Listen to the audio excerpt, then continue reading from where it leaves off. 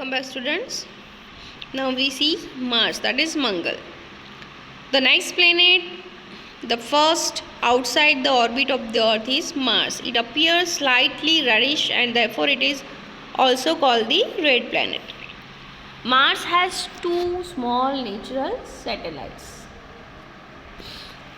Mangalyaan, that is Indian Space Research Organization, launched India's first Mars orbiter mission, Mangalyaan, on November 5th, 2013. It was successfully placed into an orbit of Mars on September 24, 2014.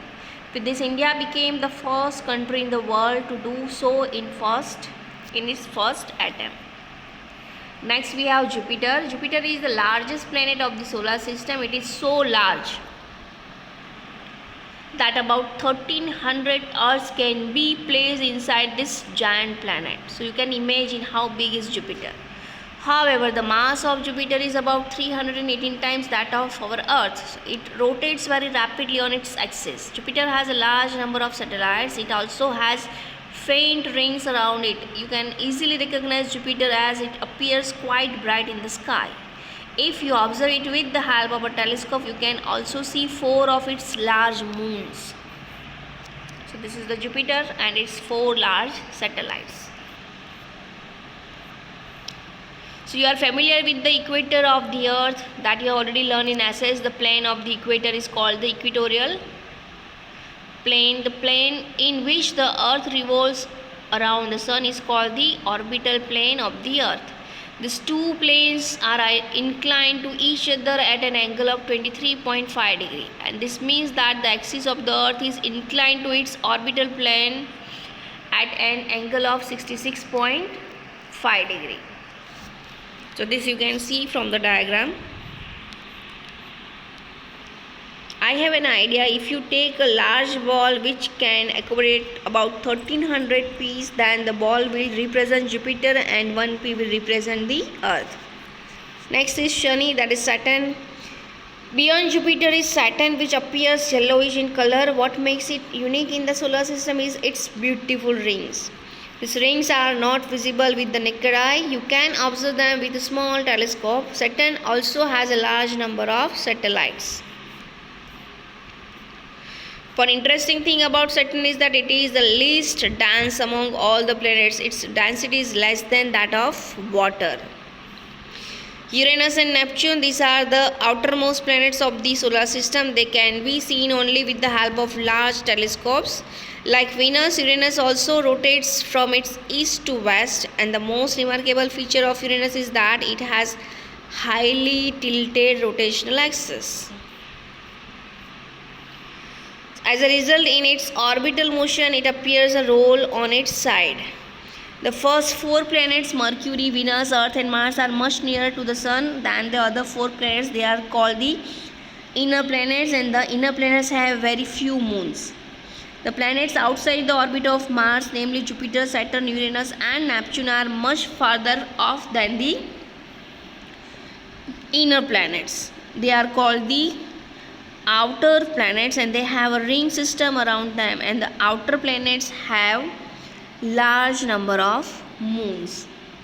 Some other members of the solar systems, there are some other bodies which revolve around the Sun. They are also member of the solar system. Let us learn about them. Asteroids. There is a large gap in between the orbits of Mars and Jupiter, and this gap is occupied by a large number of small objects that revolve around the Sun, and these are called asteroids. Asteroids can only be seen through large telescope. Comets are also members of our solar system. They revolve around the Sun in highly elliptical orbits. However, their periods of revolution around the Sun is usually very long. A comet appears generally as a bright head with a long tail. The length of the tail grows in size as it approaches the Sun. The tail of a comet is always directed away from the Sun. You can observe the diagram, different position of a comet. Many comets are known to appear periodically. One such comet is Halley's Comet, which appears after nearly every 76 years. It was last seen in 1986. Can you tell when Halley's Comet will be visible again? Of course, after 76 years. You have to come Count from 1986 plus 76 years, you will get the answer.